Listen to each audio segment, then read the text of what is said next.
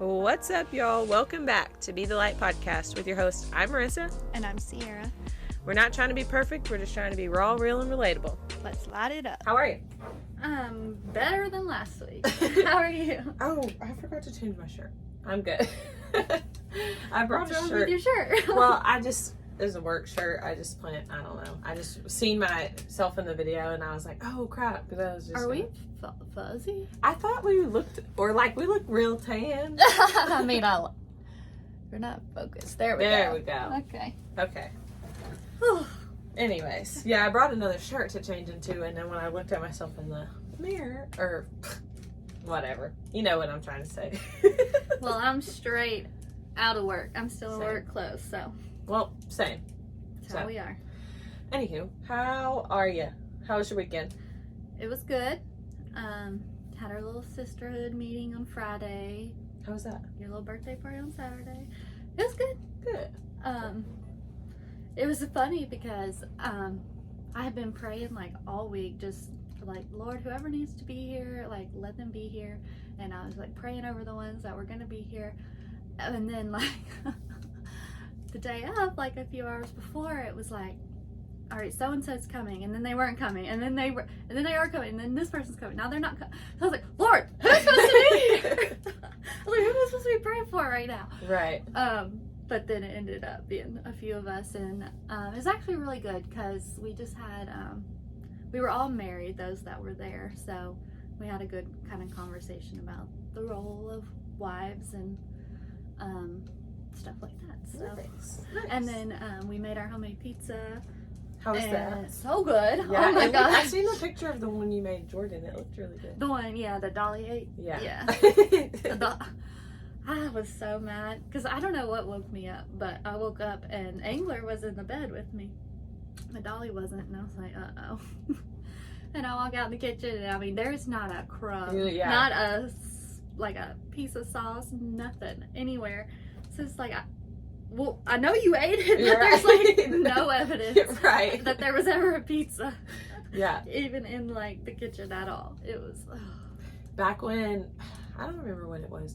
The guys were outside working on like this go-kart or whatever, and me and my friend Kayla was inside, and we was fixing to grill some chicken, but we were gonna step outside because at the time we smoked. So I was going outside to smoke a cigarette and asked the guys, like, what did y'all want on the season for the grill, you know? Literally, like, I put the bowl in the middle. Like, there's no way they could have, like, reached it unless they got on top of the thing, okay?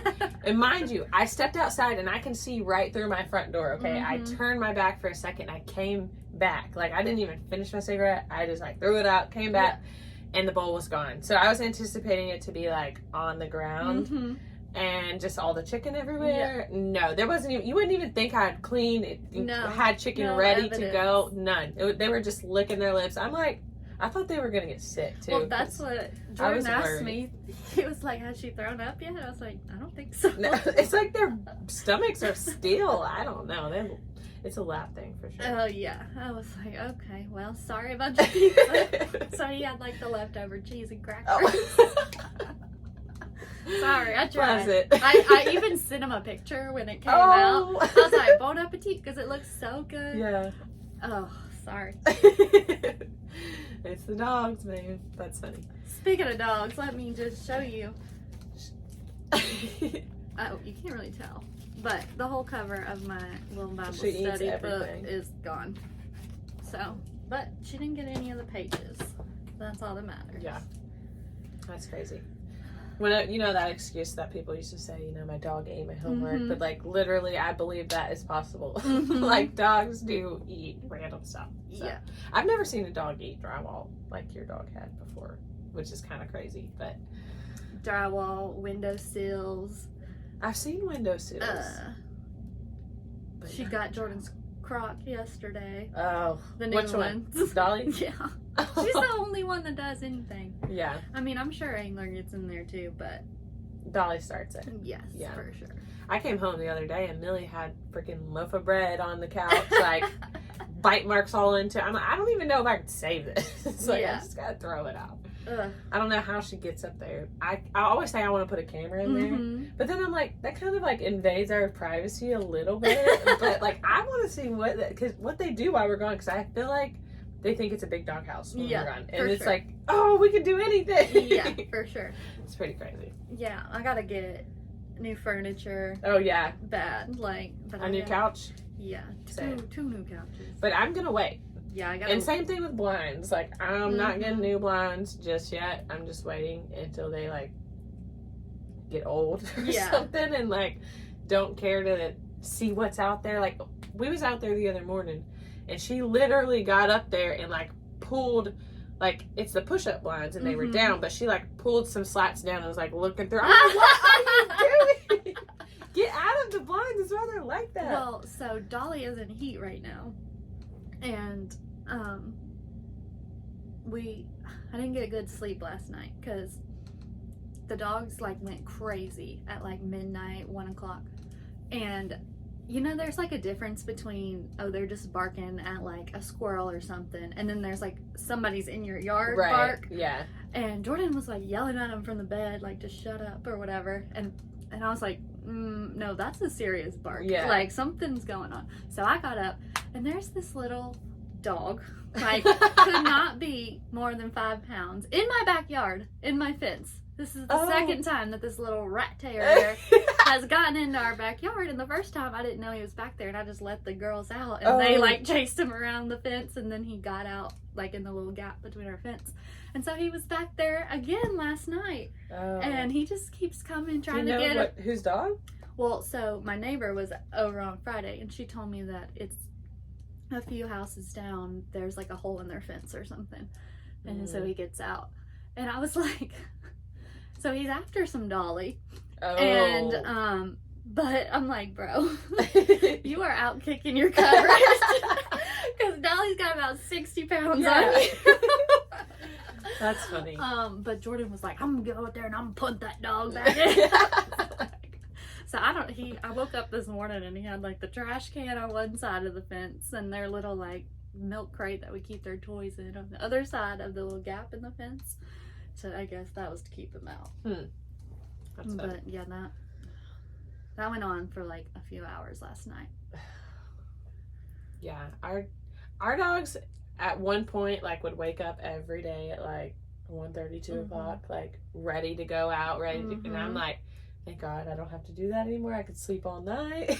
Oh, ours is. But when they get going, they're ready to go. Yeah, because that's the time we wake up. But when they get going, it always stinks though, because like back then I would have to wake up at 1:30, 2 o'clock, and then like get to dozing back out, and then here goes the alarm, 3:30. Like, it's terrible. Yeah. Imagine a baby. Oh my God. No, thank you.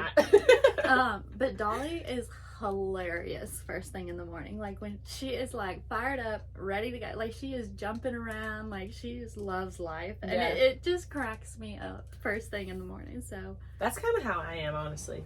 I'm like, I don't like the lights on. I can like, I need the lights off till my eyes can adjust.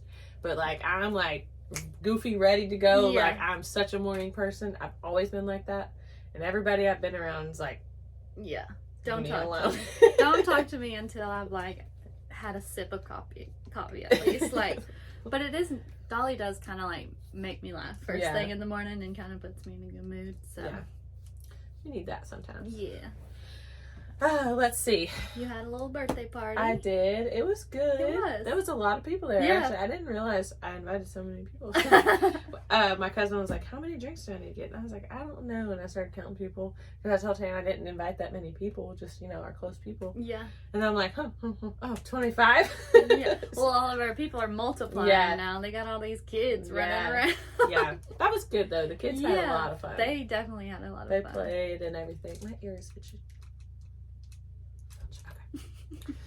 Anyways, I brought my book. Good for you. And I started it. You want to get into it? Sure. Are you on day 3? Yes. Okay. But there was something I wanted to say before we got into that.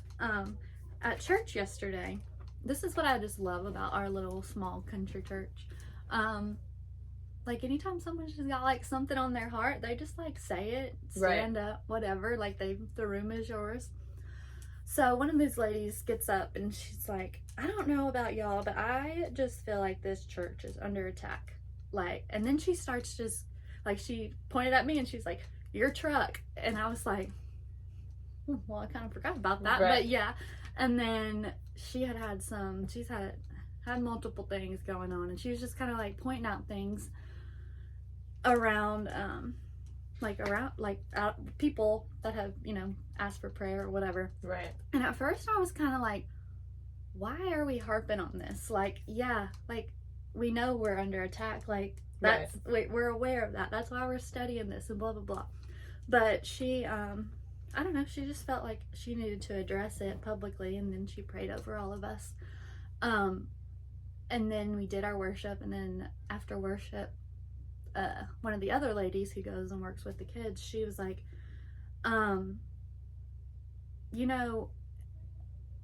we are under attack, but our praise is our weapon. Mm-hmm. She's like, when you feel just like beat down, and it does become a lot at some point to where you're just like, God, is it ever going to end? Right. Or like, what's next? But it's in those moments that we still need to be praising. Right. Because, I mean, that's the only way really to get through it. Mm-hmm. Is to have that hope on the other end that whatever all this is for, it's for our good. It's not to harm us or forsake us, right? And so I just thought that was really good. That's crazy that you say that, because I reshared a video.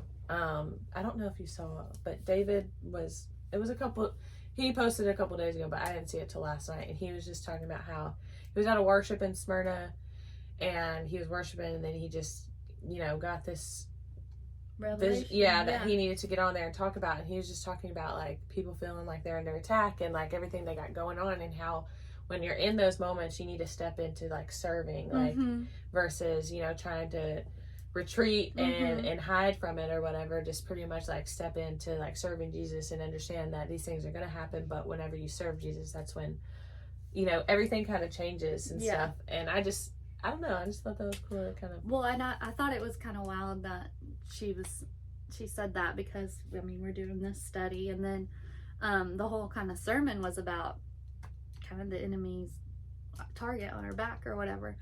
So I don't know, I just wanted to share that. That was good though. Praise. I really feel like I feel like I am as well. Like I don't know, like I feel like I'm in this transition period, but I also feel like oh, hi. I also feel like I'm like, I don't know, I just have so much on me, which everybody has so much on them, but I just feel like, and it's not anything abnormal that I've not had before, it's just like spiritually I feel like I'm being attacked, and emotionally, I don't know, it's kind of weird. I mean, we are. It's and it's kind of a lot. So I feel like, and my natural instinct is to kind of like David was saying, kind of retreat and like, sit back or whatever. But like, I don't know. It's weird. It's a weird time for me right now. Well, maybe I'll save that for my lesson. Well, how about this? How about I just pray over us real quick? Okay. And over everyone that's listening, and over the ladies at church who are feeling attacked. And then we'll continue. All right. Lord, thank you for this day, and thank you for all the opportunities that you give us each and every day to glorify you. Lord, help us to remove ourselves from the situations that are not ideal, and give us the eyes and the heart to see it from your perspective, and be able to see how we can use these to bring you glory and to not get us down. Lord, remind us the fruits of your Spirit: joy, peace, and patience, self-control, all these things that can get in the way of our vision of you, Lord. And I just pray that you continue to wrap your arms around us, and anyone that's listening to this right now, I just pray that you touch their hearts right now and just give them any peace over any anxiety or worries that they may have. And it's in Jesus' name I pray. Amen. Amen. Nice. All right. You want to dive into this? I really thought this was kind of weird. Well, I guess it's not weird, but he always amazes me in the sense of like, as I'm reading through this, I'm like, this is kind of how I feel. You know, it's kind of crazy. So let's see. Oh, let me move this out of the way a little bit. Are we just going to read the whole thing? Whatever you feel. Or we just... Okay. Yeah, I'll go ahead and start. So on day 3, it says lazy days. There's an enemy. He's real. In his intent, he is intent and active, working against you day by day, moment by moment. His goal, to keep you from experiencing the results of the victory that is already yours in Christ.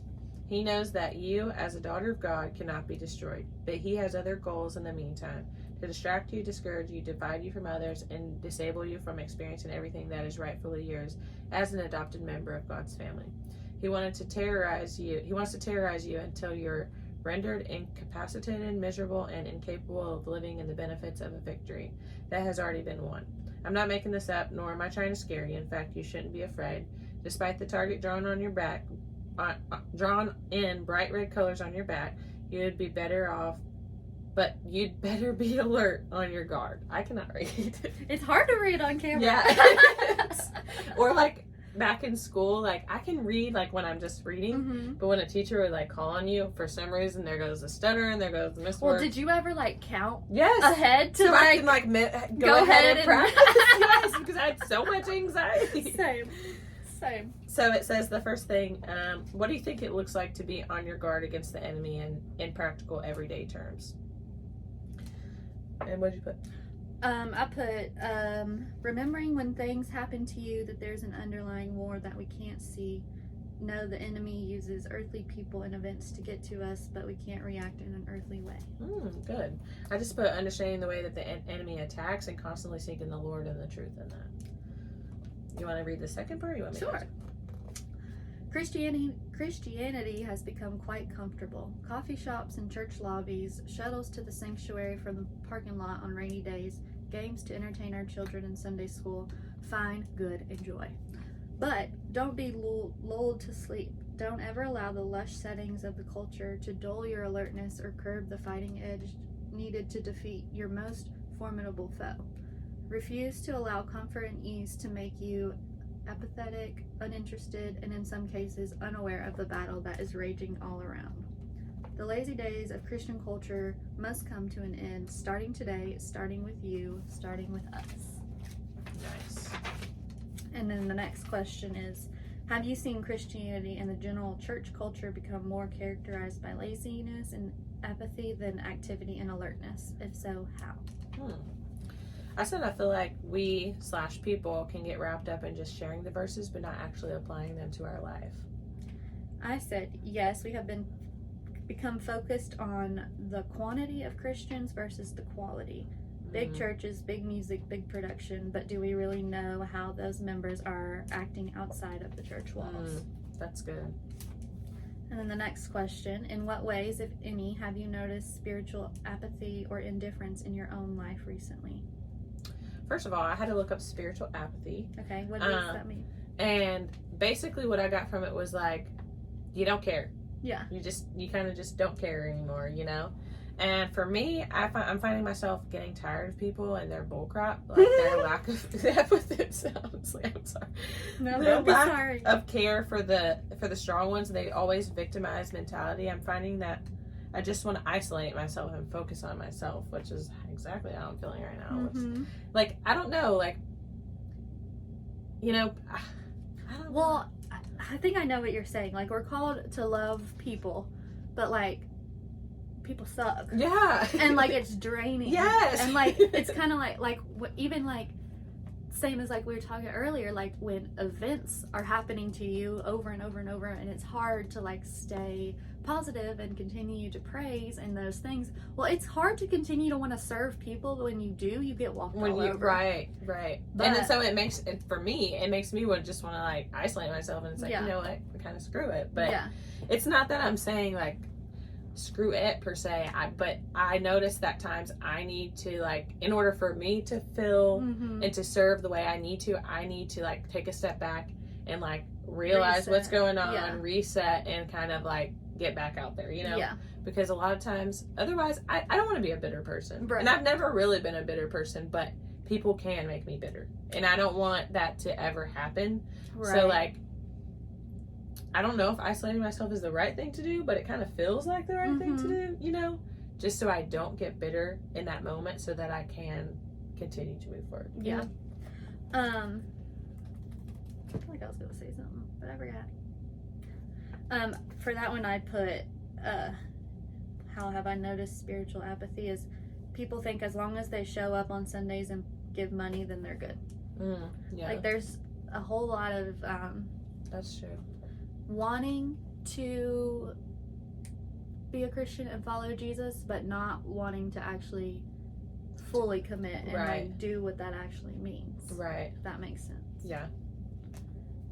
No, that's true. Oh crap, what was I gonna say? I don't know. Let's see. Consider again the specific person or circumstances you wrote down at the beginning of the week. Which of the following two choices would best describe your approach to the issues within the last month? Proactive, alert, on guard for the enemy's strategy, spiritually disengaged, disinterested, too tired to care. So that's what we wrote in the little bubble, right? On day one. Yeah, I didn't do day one because I did day one with you. So when I went to go look back, I was like, oh. Well, I can share a little bit what I wrote in the bubble. Because so in the bubble, it's like there's a bubble, and then she wants you to write the name of the most difficult person, most pressing problems, and or the most overwhelming circumstancing that you're facing right now.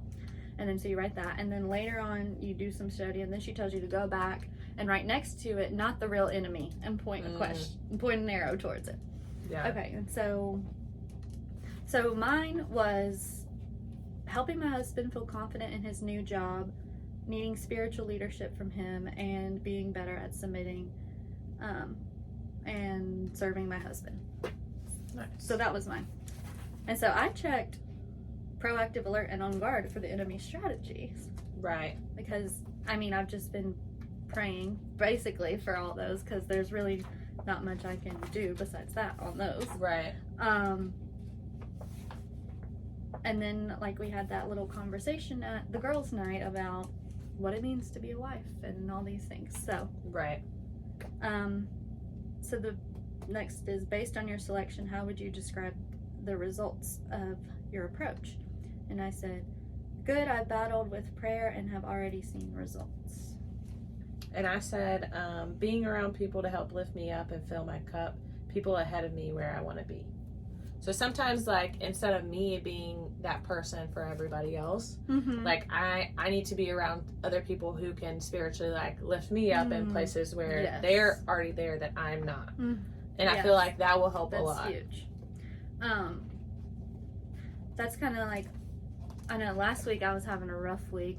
You felt some of it. Jordan got a lot of it. But basically I was coming from a place of, and I told you this, I think, like, I feel as though I'm constantly picking up slack. Right. But whenever I have an off day, like, I don't feel like anyone is there to pick up my slack. 100%. I feel and so I feel like that's what you just said. Yeah, 100%. Okay.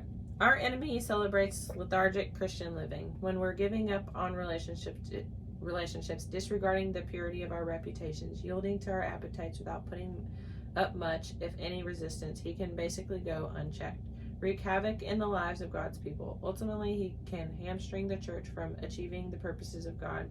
Our indolence and inertia work to his great advantage, practically rolling out the red carpet for his entrance into the unlocked doors of our indifference and despondency.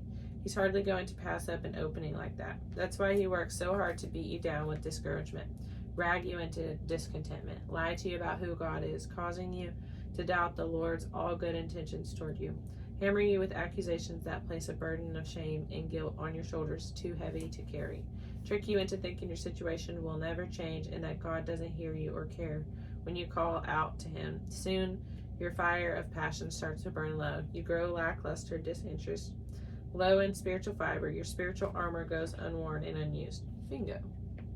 Now you're exactly where the enemy wants you, where you no longer want to fight for peace and passion in your marriage, where you no longer believe your child can be restored, where you no longer hope for healing in your body, where you no longer see any path to freedom from your addictions, where you just don't see the purpose in praying anymore. So you don't seek, knock, or you don't ask or seek or knock. You don't take advantage of your heavenly place's position and benefits packages that comes from having every spiritual blessing in the universe handed to you as an inheritance.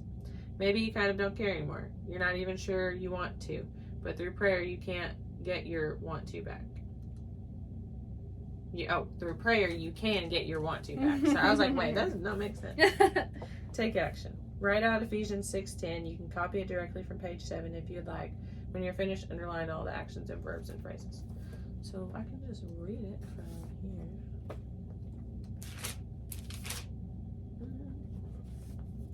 Was 6:10? Through 11. Finally, be strengthened by the Lord and by his vast strength. Put on the full armor of God so that you can stand against the schemes of the devil. For our struggle is not against flesh and blood, but against the rulers, against the authorities, against the cosmic powers of his darkness, against evil spiritual forces in the heavens.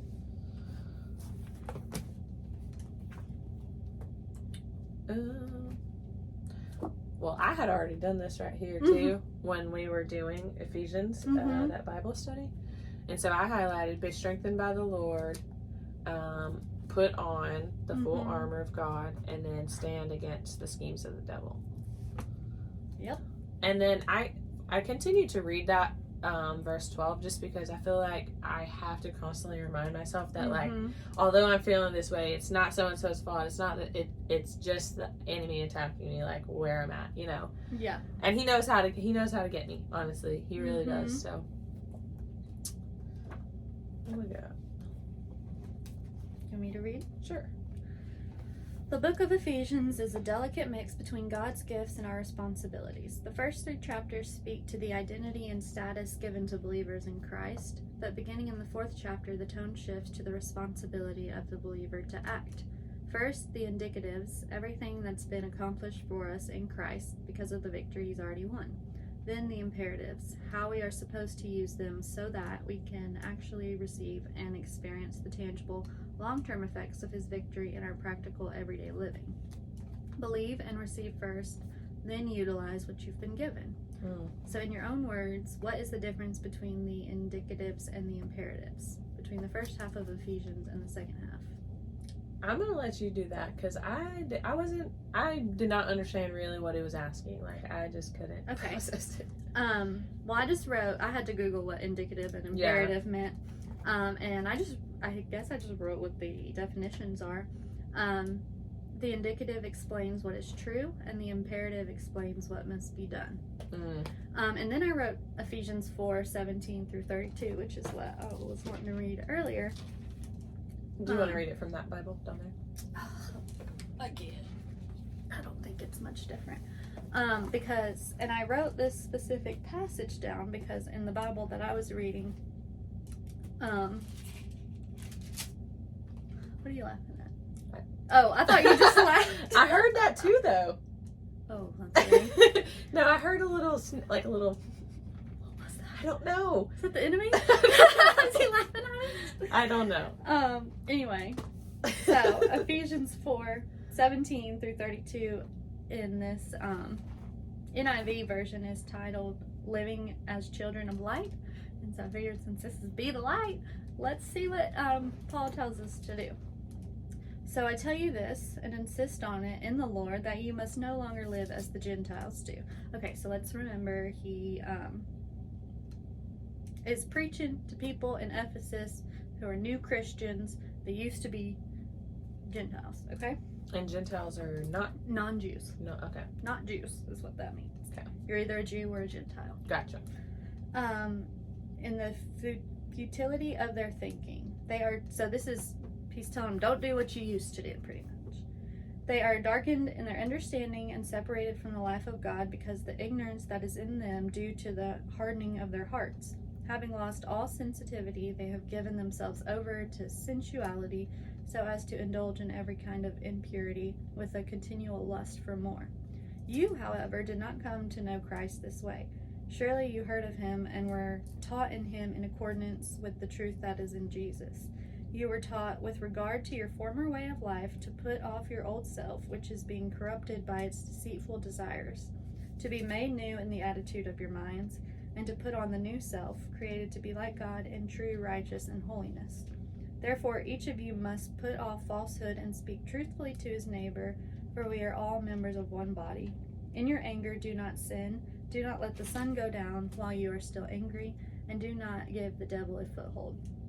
He who has been stealing must steal no longer, but must work, doing something useful with his own hands, that he may have something to share with those in need. Do not let any unwholesome talk come out of your mouth, but only what is helpful for building others up, according to their needs, that it may benefit those who listen. And do not grieve the Holy Spirit of God, with whom you were sealed for the day of redemption. Get rid of all bitterness, rage, and anger, brawling, and slander, along with every form of malice. Be kind and compassionate to one another, forgiving each other, just as Christ forgave you. Nice. So that was in Ephesians 4. So that was a shift from where Paul was telling them just basically about Jesus. Right. And then now what that means to do as to live as children Right. of God. So I thought that was good. It was. But like all those things, it's like, yeah, of course, you know, like get rid Easier of all said that. than done. But you know, like when the enemy is attacking, that's when you have to really like focus on, and that's why. Oh, I remember what I was gonna say. Good.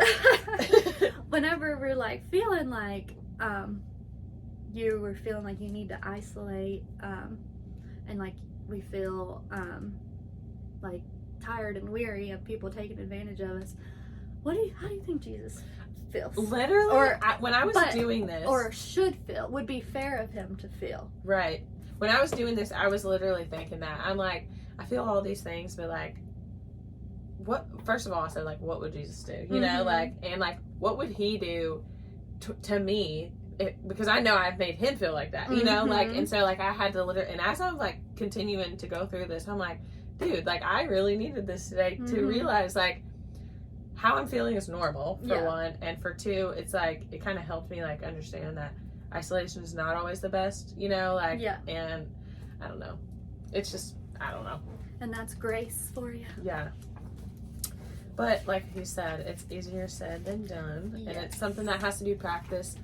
And well, and it's a choice. Yeah. Like I was listening to a podcast earlier today, and they were talking about the difference between joy and happiness, and the difference is joy is a choice. And happiness comes from an item, right? Or no? I don't remember what they said about happiness, but I just remember it's something that's temporary. Right. Right. But joy, you have to choose joy every day. Right. And you have to choose Jesus every day. Right. Right. I also highlighted believe and receive first, then utilize what you've been given, because it's kind of weird. Because this morning I was listening to a podcast, Secrets of Success podcast, and they were talking about like broke or broke, and it's like, are you money broke or are you spiritually broke? Because like you can be money broke, but if you're basically how they were talking, it was like he was getting, you know, working towards his goal or whatever, and he wasn't working, but his wife was like putting in 60 hours a week, but he was still like, you know, at home cooking, cleaning, working on his goal. He wasn't providing financially, and he was broke there, but he was not spiritually broke. And like basically what he was getting at was like broke is a mindset. It's like, I don't know, you just have to go listen to it. It's called Broke or Broke, literally. But it was really good explaining like how spiritually, like, because also like one of my worries right now is like my finances, they're not where I want them to be, yada yada yada. So it was like really like eye-opening to me. It was like, I'm really not broke, I'm just broke kind of spiritually right now, you know. And I was like, And I think it's like in those moments of brokenness, whether you are spiritually broke or financially broke, that's when like you have to continue to praise. Because if you don't, then it's gonna get worse, right? Or you're never gonna. But it's like when I'm feeling this way, then I have to like, you know, I understand I always turn on worship or whatever, but then I like go to the grocery store and then my grocery bill is like through the roof, and I'm like, why is everything so high, you know? And it just like adds on to everything. It's just, I don't know. And then, but that is where our faith, not in this world, comes in. Right. Like, you know, you could be broke and you still got to buy groceries, which makes you even more broke. Right. But at least we can buy groceries. That's something I had to like tell myself. Right. Like, at least I could buy groceries. Right. But I don't know. It's hard to, like, when you're not in the moments like that, to be like, well, you know, I'm not anchored in what this world has to offer. You know, like, this isn't where my joy comes from. Right. Or it's not where it should come from. Right. I mean, it's just like a constant reminder that we have to tell ourselves. Right. You know, like, even, you know, maybe I'm gonna walk through this season of hardship, but I have to know that it's gonna prepare me for something greater. Right. Or put a tool in my tool belt for the next step. Right. All right, let's see. An example of this balance is seen clearly in Ephesians 6:10-11. Paul's command to be strong in the Lord is in the passive tense, meaning that strength is something God gives you, something you receive. You could actually read this phrase, be strengthened in the Lord. Strength is infused into you by God himself. But then Paul describes how we put ourselves in position to receive this strength. Put on the full armor of God. By putting on the armor, we activate the strengthening process. It's like plugging in your phone charger. You can count on your phone to hold a charge, but only if you've taken the initiative to plug it in. We will never realize the fullness of God's strength in our lives if we ignore the spiritual protection he offers. It's always available, but we must plug in if we want to access it. That's good. Not only this, but the call to put on the armor denotes both urgency and resolution. It's as if Paul is saying there's no time to waste. The armor must be on now, put on now, daily, consistently, faithfully. If we want to see our resolve strengthened and our stance made firm, we need to realize that spiritual warfare doesn't take a day off. No holidays or vacations. We must choose now to engage each of the individual pieces of the armor if we expect to see their full effect in spiritual warfare. And that's crazy because, like, I listen to podcasts and, you know, like, I have not been going to church like I should, but, like, I'll watch church or whatever and I'll listen to worship, but, like, I have not opened my Bible in a long time. It's been a while. Like, no shame in my game. It is what it is. But, like, today I was like, you know what? I'm going to start a new devotion in this because there's, like, little devotions in my Bible. Then I'm going to do this daily devotional thing. I'm going to sit on my back porch. Like, I'm going to drink my tea. You know, I'm going to do something different. And then, like, just seeing this, it's like, yeah, I might be listening to a podcast where, you know, they're preaching or whatever. And that is good. But, like, it's still not putting on the full armor. Like, and that's where I feel like maybe the enemy knew how to sneak in and attack me the way that he has, because I've not put on the full armor like I should have daily, consistently, you know? And so... And it was... I just can't stress this enough. It was that choice that you made to open your Bible. Right. And what did he do? Met you right where you needed to be met. 100%. Every like, this time. whole thing was exactly where I needed. Every time, that's how it is. And it's because the Bible is a living word. Like, you can read this today and it, you know, it met you where you're at, but you may read it again in a year and it's going to mean something else to you that you needed. Right. A lot of times though, like, let me rephrase that. There for a minute, I was feeling like when I read the Bible, it wasn't really like going in the way that it needed to. Like, I felt like I was just reading it. And I don't know if it was like maybe spiritually I wasn't putting myself in a place for, you know, like I was just kind of going through the motion, just reading the words. But like today, like I needed it. And so like I opened it up and I read it, and like, I don't know how to explain what I was Well, I think some of that could just comes with your spiritual maturity. That's true. Like, and also the more you read it, the more he reveals to you. Right. And so, you know, if you read, like when you read that with our little Bible study we did last year, you know, both of us, we weren't as mature then than we are now. And so whatever we read then, we could have gotten a little piece of it then. And then you're like, okay, the rest of this just doesn't make sense. But now you're here again and you've read it, and now it's meaning a different need. And I just think that's so cool. It is. What's the difference between passive command to be strong in the Lord and active command to put on the whole armor of God? How does one impact the other? Well, I'm just going to be a broken record today, I guess. Because I put to be strong in the Lord as a gift given to us, but we have to choose to put on the armor in order for his strength to be effective in us. That's good. What'd you put? I just put active requires work and consistent action. Passive doesn't really require any work. It's what you get from the action, from the active. But I don't know. Well, I'm sitting here, did I answer the wrong question? Some of this was like, I don't understand. Well, I think it doesn't necessarily we have to understand. It's just whatever it's saying to you, right? The next one is Philippians 2:12-13 is a great combination of active and passive commands. And then, so that verse is, work out your salvation with fear and trembling, for it is God who is at work in you, both to will and to work for his good pleasure. And then it says, detect the active and passive commands. For active, I put work out your salvation with fear and trembling, and passive is for God who is at work in you. How would you put? Yep. Good job.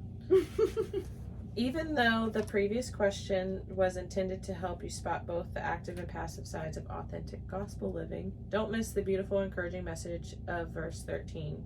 Read it again. God is working in you right now to help you want to get your want back. I literally highlighted that. I was like, okay. It's pretty crazy. Wake-up call. The call to victorious Christian living is a wake-up call out of laziness, urging you to rise up and take serious action. The strength you need for resisting and standing firm depends on it. Satan and the demons of darkness are hoping you'll be disengaged and disinterested instead of alert, aware, and active. Record the commands to action described in 1 Peter 5:8. Why do we need to respond this way? What happens when we don't?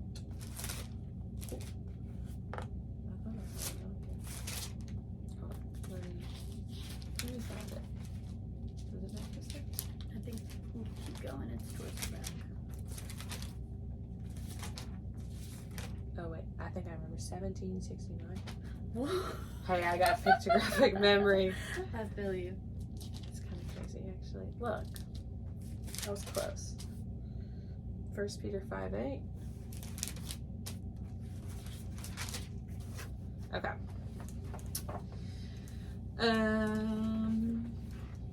Be sober-minded, be alert. Your adversary, the devil, is prowling around you like a roaring lion, looking for anyone he can devour.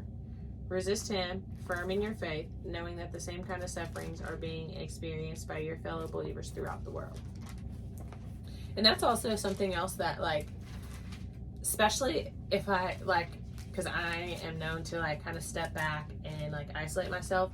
But if you don't really speak up about it or, like, go to someone that you can trust, you don't realize that everybody goes through the same thing. Mm-hmm. You know, whether they're going through it right now or they've gone through it or they're going through something similar, like, everybody is going through something, and not speaking on it and, like, being honest about it just kind of, like, pretty much isolates you, and that's what the devil wants, is to kind of pull you away from everything.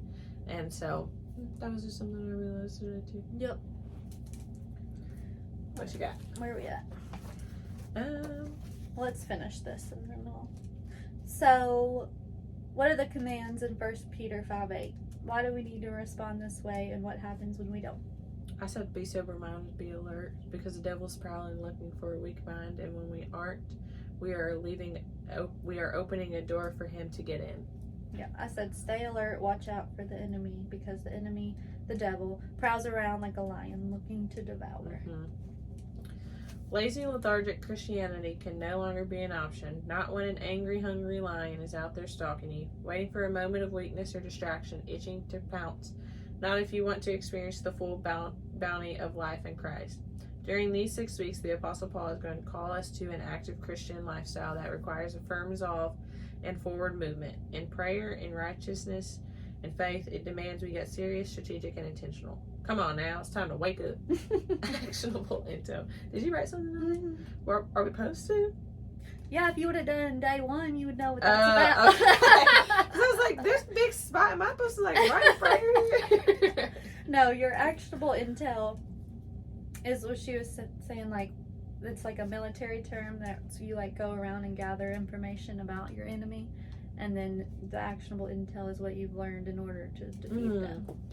So mine is. I'm gonna write this so I can do it when I get home. This week we learned there is a call to action when we inherit the strength of God. We must be alert and choose to put on the full armor of God all day, every day. The enemy is just waiting for a moment of weakness, doubt, or laziness to come in and destroy all the work we've done.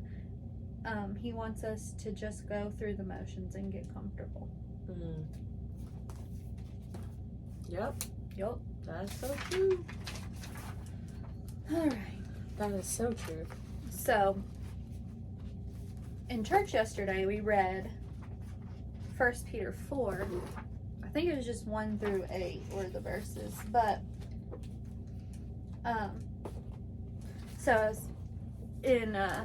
at church yesterday, the message was about kind of defending, like, Mr. Jim was talking about, like, he's feeling really responsible for his bloodline right now. Irresponsible? Responsible. Like, gotcha. Just praying for, like, his kids and his cousins and all the people that, which I thought was kind of cool, because we're going to see The Blind on Friday, and which is all about, you know, one man's choice to follow God and the woman's choice to forgive him. Right. To create this dynasty that they have now. You like what it is? Yeah. Okay. I'm excited to see that I'm too. so excited. So 1 Peter 4. Oh, this comes out on Thursday, which is the day that The Blind comes out. So if you're listening to this on Thursday, oh nice, go see The Blind. Yeah. Okay. 1 Peter 4. Therefore, since Christ suffered in his body, arm yourself also with the same attitude, because he who has suffered in his body is done with sin. As a result, he does not live the rest of his earthly life for evil human desires, but rather for the will of God. For you have spent enough time in the past doing what pagans chose to do, living in debauchery, lust, drunkenness, orgies, carousing, and detestable idolatry. They think it strange that you do not plunge with them into the same food of dissipation, and they heap abuse on you.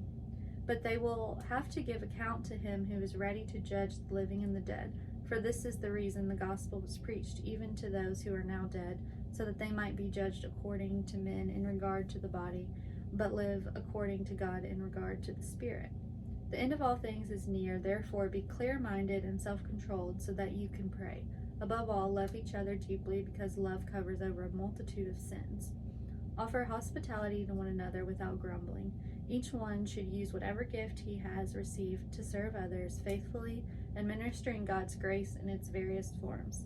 If anyone speaks, he should do it as one speaking the very words of God. If anyone serves, he should do it with the strength God provides, so that in all things God may be praised through Jesus Christ. To him be the glory and the power forever and ever. Amen. Good.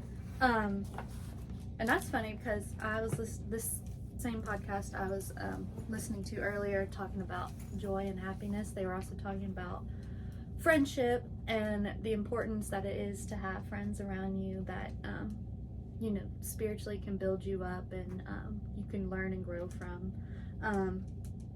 But another thing that they said, so I have always felt like hospitality and like hosting and things is like my love language. Like, I love to do it. I love to like have people like in my home, like having a good time. Right. And same. What they said in this podcast is entertaining is inviting people into your clean home. Hospitality is inviting people into your mess. And I was like, that is so true. And like Friday, I was like getting ready for all the girls to come over or whatever. And I started, you know, getting anxious and like, oh, I didn't leave myself enough time to clean everything. Like, you know, and I was like doing these like crazy little chores, and I was just like, you know, I need to just stop. That was me. Because that's not what this night is about. Like I said, we're not worried about getting dressed up. Like, we're not worried about anything else but each other. Now, granted, like I swept the dog hair up, like moved all the laundry off the couch into like another room or whatever. But I don't know. I just like, I found myself trying to like make my house clean, but then I just like kept feeling this like check in my spirit that was like, this is not what this is about. Like, they're not gonna care, and if they do care, then that's on them. Right. That's their problem. Yeah. I thought that cut off.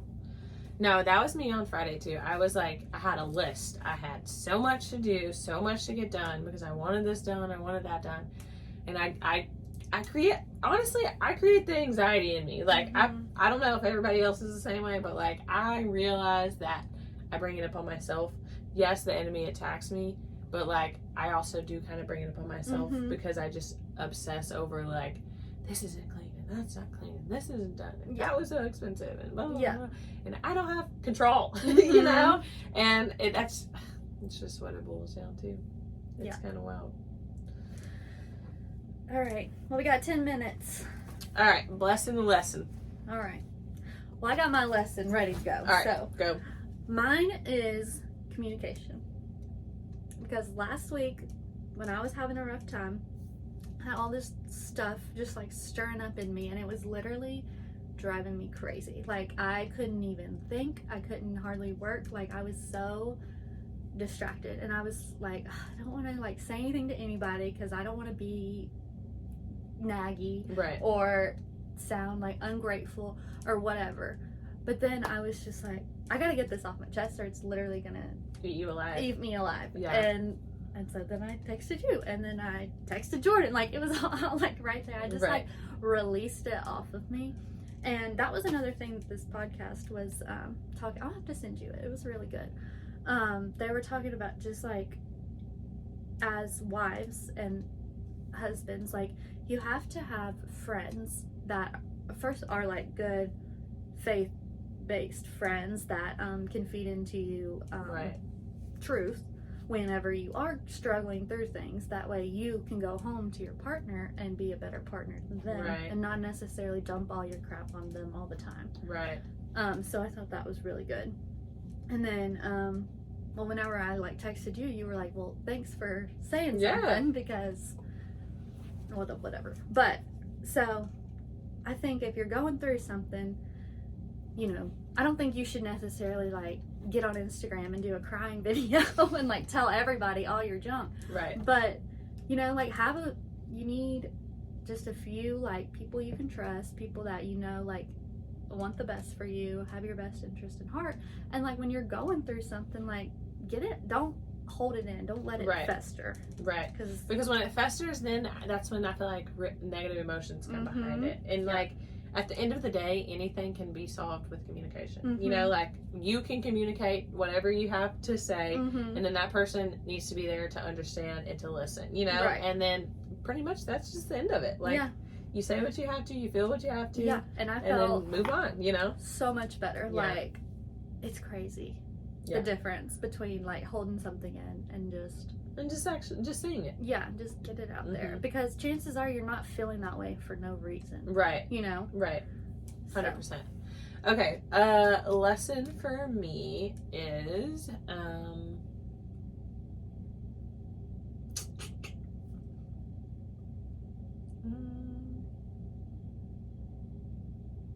I would say just realizing that, like, I have not opened my Bible in a long time, and maybe that's a lot of the reasons why I'm feeling the way I'm feeling.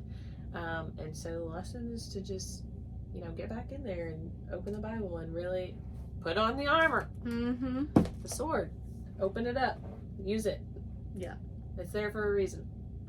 Well, that's how you grow your intimate relationship with Jesus. You know, you can like have an idea of what the Bible says, but until you like dive into it, it really just reveals like all the things. And I feel like and I am very guilty of this, because like, I have a relationship with Jesus. Like, I'm constantly talking to the Lord. Like, I'm driving down the road, like, what do you think about this? What do you think about that? You know, like, just talking, but it's still not the same.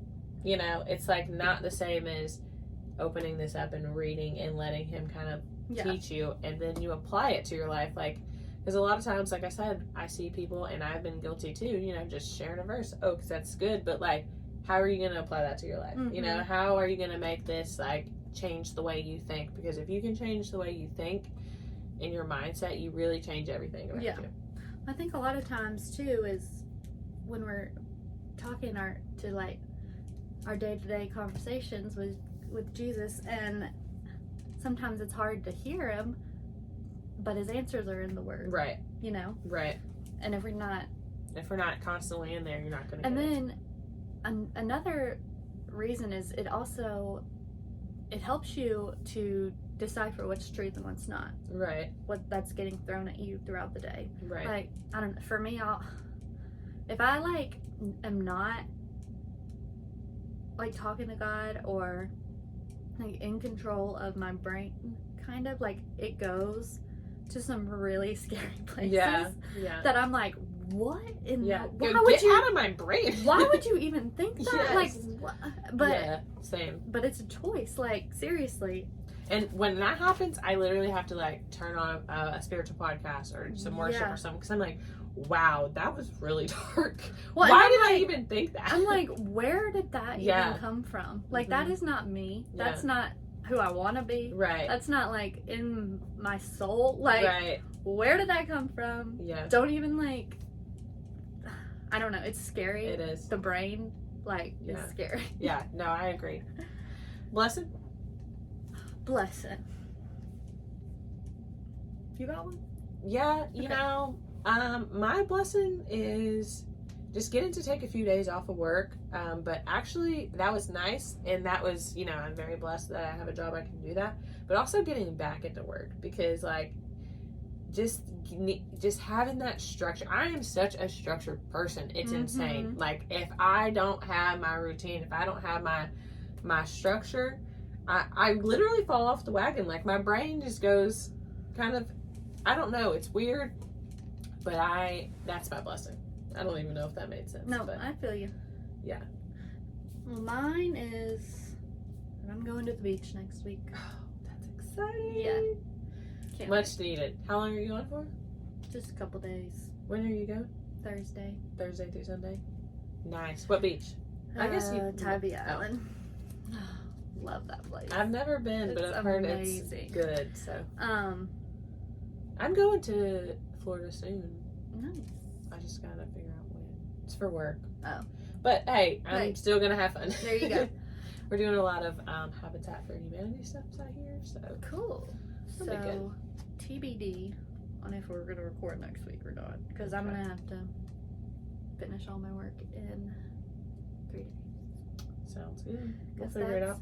One thing about running your own business is you don't get to take vacation days. Yeah. You just kind of gotta get it where you can. Yeah. I kind of had that realization the other day about like getting a camper. I told Tan, like, I'm gonna get a camper one day. But now that I started this business, like most of my work is gonna be on the weekends. So I was like, I think I should just get a pool because I'm gonna be at home a lot. You know, like, there you go. Hey, I'll get a camper eventually when I don't have, you know, I have passive income coming in versus actually having to work a side business, you know. But I was like, I'm going to miss out on a lot on the weekends because I'm going to have to, you know, like deliver and set up and pick up and this, that, and the other. So a lot of my time's going to be spent at home. So I was like, you know what? I'm just probably going to get a pool. Well, what if you set these things up at events and then you got to like kind of hang around all day long until it's time to take it down, and you might need a camper. Just hang out. I'm not hanging out there. Okay. Well, you never know where these events are going to be. Is it going to be feasible for you to just go back and forth? True. I'm just trying to get you to get a camper. No, I'm getting one, but it won't be within the next year. I'll say that. We got to get ours back out. Oh, it's driving me crazy. Yeah. Especially a fall camping. Yeah. I have not been fall camping in a long time, so. Well, that's all I got. All right. All right. See y'all next time. Love you. Bye. Thank you for listening to Be the Light podcast. You can catch us every Thursday on Spotify, Apple Podcast, YouTube, and don't forget to follow us on Facebook and Instagram. And as always, you can always email in at bethelightpod@gmail.com. We love you.